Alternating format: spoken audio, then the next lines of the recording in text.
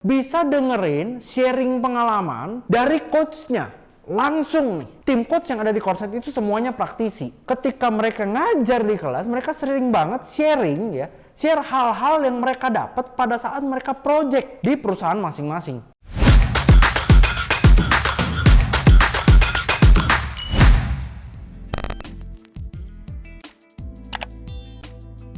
Oke, balik lagi di channel YouTube Franciscus Alvin, dan hari ini saya mau bahas hal yang penting banget ya.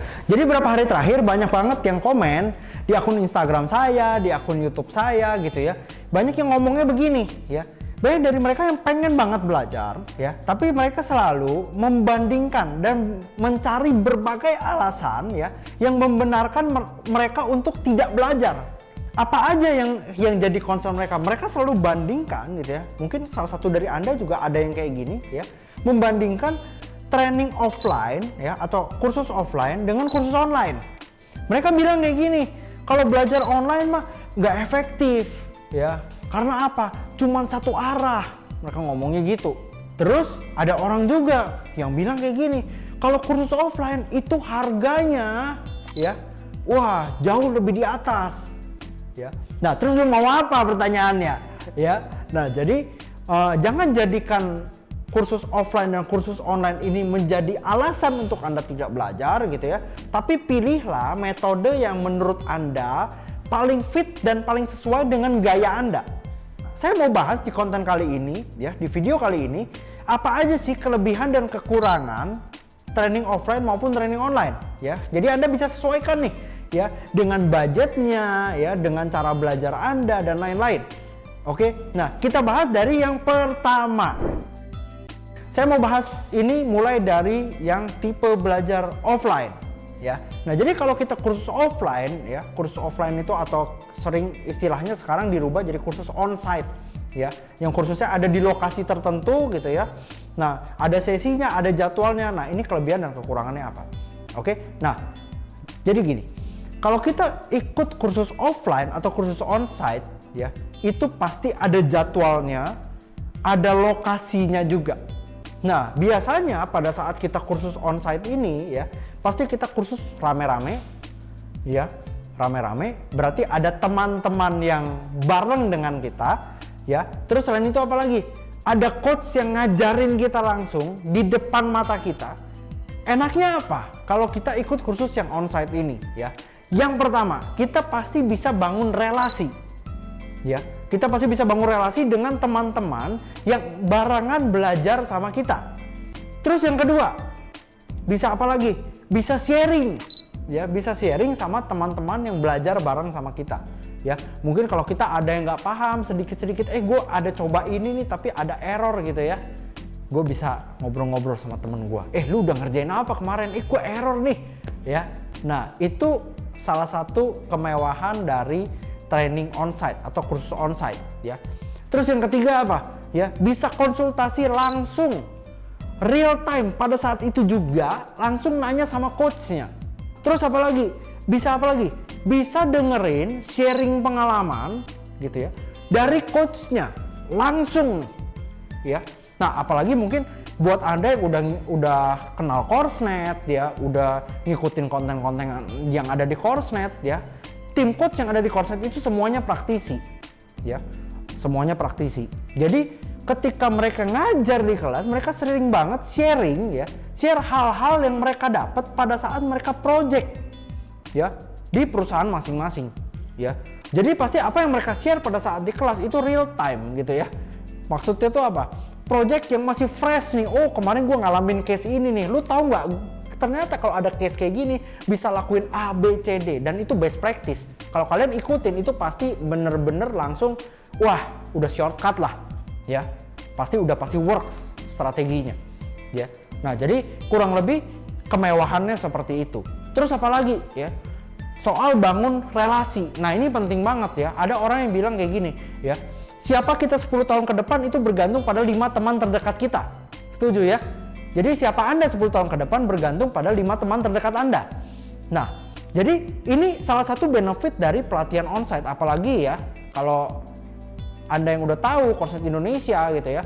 Di Coursemate itu yang belajar itu banyak banget orang-orang penting dari perusahaan-perusahaan besar, dari startup unicorn. Jadi ini kesempatan yang bagus banget kalau Anda ikut pelatihan onsite, ya. Anda bisa bangun relasi, ya, bisa bangun relasi dengan teman-teman yang ada di satu kelas dengan Anda, ya. Nah, tapi training onsite ini ada kekurangannya, ya. Kekurangannya apa? Waktunya nggak bisa fleksibel, ya. Anda nggak bisa gini, kapanpun gua mau belajar harusnya gue yang atur dong. Ya nggak bisa, ingat ya. Apalagi kalau mau belajar sama praktisi. Praktisi itu orang penting di perusahaan, ya. Praktisi itu orang yang peranannya sentral di perusahaan gitu. Jadi waktunya pasti ada waktu-waktu yang tertentu, ya, yang sudah disiapkan gitu ya. Jadi nggak bisa Anda yang ngatur, Anda yang harus sesuaikan waktu, ya. Anda yang harus siapkan waktu untuk belajar, bukan sisakan waktu untuk belajar. Nangkep ya? Nah, jadi ini keterbatasan pelatihan onsite.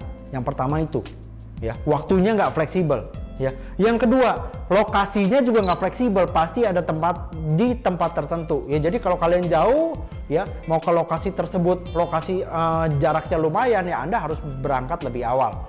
Yang ketiga, ya, kalau misalnya Anda udah ikut satu batch, ya, satu rangkaian kelas, ya, dan ternyata Anda misalnya masih kurang paham, ya, Anda nggak bisa langsung puter ulang, nggak bisa rewind nih, ya.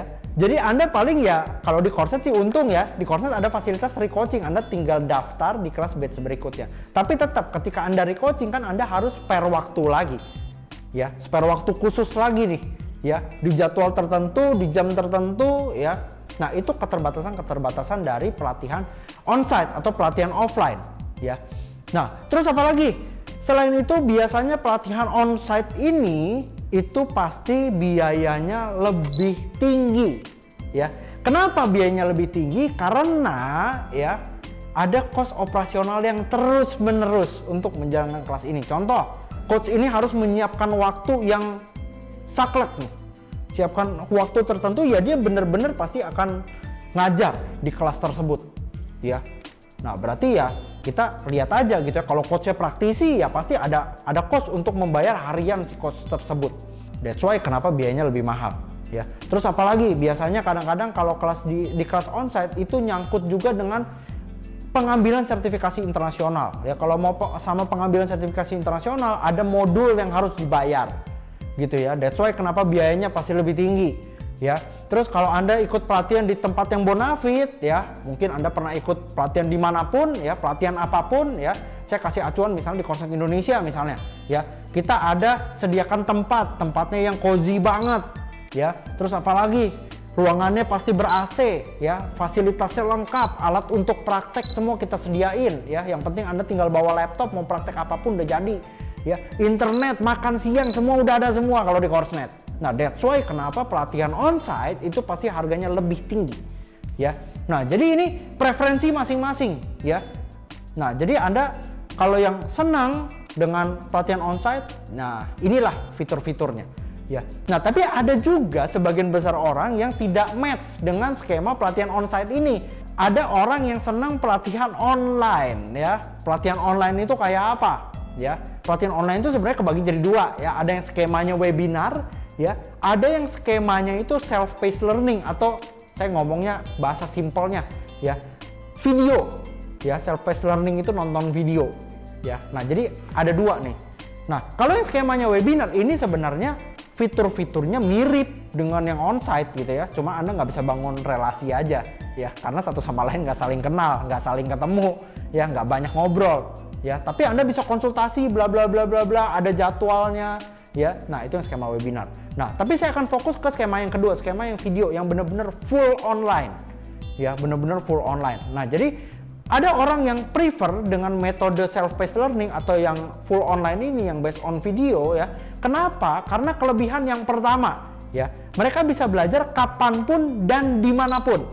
Jadi Anda nggak perlu siapkan waktu khusus untuk belajar nih, ya. Jadwalnya kapan? Ya lu atur sendiri, ya. Kapan lu bisa ya lu belajar, gitu loh, ya. Nah, terus apa lagi? Kelebihan yang kedua, kalau seandainya ada yang kurang paham, ya, Anda tinggal puter ulang videonya, ya. Anda misalnya nonton satu pembahasan nih, contoh misalnya belajar coding misalnya. Kalau nggak, jangan belajar coding deh, belajar Cisco misalnya. Ya, belajar tentang misalnya routing protokol X misalnya. Ya, waktu Anda nonton video, kok kayaknya gue nggak ngerti ya, gue belum ngerti nih. Ya udah, tinggal putar ulang aja videonya, selesai. Ya, jadi Anda kalau lupa, ya putar ulang videonya. Oke, nah terus apa lagi? Ya, kelebihan yang ketiga, ya, kelebihan yang ketiga adalah enak nih, ya. Enaknya adalah Anda misalnya waktu praktek gitu ya. Waktu praktek Anda nggak mungkin ketinggalan, ya. Waktu nge-lab nih Anda nggak mungkin ketinggalan. Karena apa? Video itu Anda bisa pause nih, ya. Oh, lagi praktek sampai sini, aku mau coding dulu, pause dulu videonya, coding dulu, lanjutin lagi, ya. Kurang lebih seperti itu. Nah, ini kemewahan-kemewahan yang ada di pelatihan online, ya. Pelatihan yang based on video tadi, ya. Nah, tapi ada kekurangannya juga, ya. Kekurangannya apa? Kekurangan yang pertama adalah Anda tidak bisa bangun relasi. Pasti mau bangun relasi sama siapa, ya, gitu loh. Anda beli satu modul, ya udah Anda belajar sendiri, ya. Anda upgrade diri Anda sendiri, ya. Nah, terus apa lagi? Yang kedua adalah kelemahannya, kalau Anda nggak paham, umumnya pelatihan online Anda tidak punya mentor langsung. Jadi kalau Anda kebingungan, Anda perlu konsultasi sesuatu, nggak bisa. Kebanyakan begitu, tapi berita bagus ya, kalau di IT Box ada sesi konsultasi sebulan sekali, ya. Kenapa? Karena belajar IT ini banyak hal-hal teknikal yang kadang-kadang Anda perlu tanya langsung, ya. Nah, jadi kalau Anda belajar online di IT Box ya, itu ada sesi konsultasi sebulan sekali. Jadi tetap ada mentor yang dampingin Anda, walaupun tidak seintens kursus offline yang ada di Coursenet, ya. Kalau di Coursenet kan setiap sesi didampingin gitu ya. Oke, nah jadi ini beda ya, ada kemewahan tersendiri. Nah, terus apa lagi? Terus kekurangan yang ketiga adalah Anda harus disiplin pada diri sendiri. Orang ngomong begini kadang-kadang, kok gue nggak ada dampaknya ya setelah gue ikut kursus online, ya. Ternyata setelah ditelusuri ya, orang itu tidak disiplin, ya. Jadi udah beli modul, ya, udah beli pelatihan, ya, nontonnya 1-2 video pertama doang, abis itu apa? Mager gua. Ya, karena apa? Mereka skemanya apa? Menyisakan waktu, ya. Biasanya kalau udah mindsetnya nyisain waktu, pasti kita nggak disiplin, gitu. Kalau kita udah nggak disiplin, ya, biasanya udah tuh, ya, udah beli modul nggak ditonton ujung-ujungnya. Ya nggak jadi bisa, ya, gitu loh. Nah, tapi ya ini ya dinamika-dinamikanya, gitu loh. Jadi kalau Anda beli modul online, Anda tetap butuh kedisiplinan, ya. Anda perlu siapin waktu. Setting deh misalnya gitu ya. Kalau di pelatihan offline kan biasanya kelasnya panjang ya, dari pagi sampai sore. Ya kalau nggak ya minimal 3 jam lah. Ya kalau di kursus online ini minimal Anda siapin waktu deh, sehari sejam aja nonton. Tapi komit jam berapa sampai jam berapa. Ya ini butuh yang namanya konsistensi. Ya banyak orang yang gagal di pelatihan online karena dia tidak konsisten. Ya, nah jadi ya balik lagi ya, ini preferensi masing-masing. Terus ada yang nanya, kok kalau gitu kok lebih bagus mana, offline atau online? Ya itu terserah elu ya. Jadi Koko nggak bisa jawab ya. Saya nggak bisa jelasin lebih apa ya, lebih rinci lagi, dan Koko nggak prefer ke online maupun offline karena ini adalah karakteristik masing-masing ya. Tergantung dari diri Anda match-nya kayak yang mana ya. Kalau Anda memang ngerasa oh ya udah gue nggak bisa yang apa ya, ngatur sendiri nih. Gue lebih pengennya yang offline, terus gue pengen bangun relasi, pengen bisa konsultasi sama coach, pengen dapat strategi praktis gitu ya, yang di-sharing sama coachnya, ya udah ambillah pelatihan yang offline gitu. Kalau Anda ngerasa oh gue agak susah nih, dan gue sebenarnya gue jago explore sendiri sih, ya gue bisa lah belajar sendiri, self study cukup, ya udah Anda ambil pelatihan yang online ya. Dua-duanya ada kelebihan dan kekurangannya masing-masing. So, buat Anda yang mau belajar IT, Anda harus pilih, ya. Jangan jadikan tipe pembelajaran ini membuat Anda punya ribuan alasan untuk Anda tidak belajar, ya.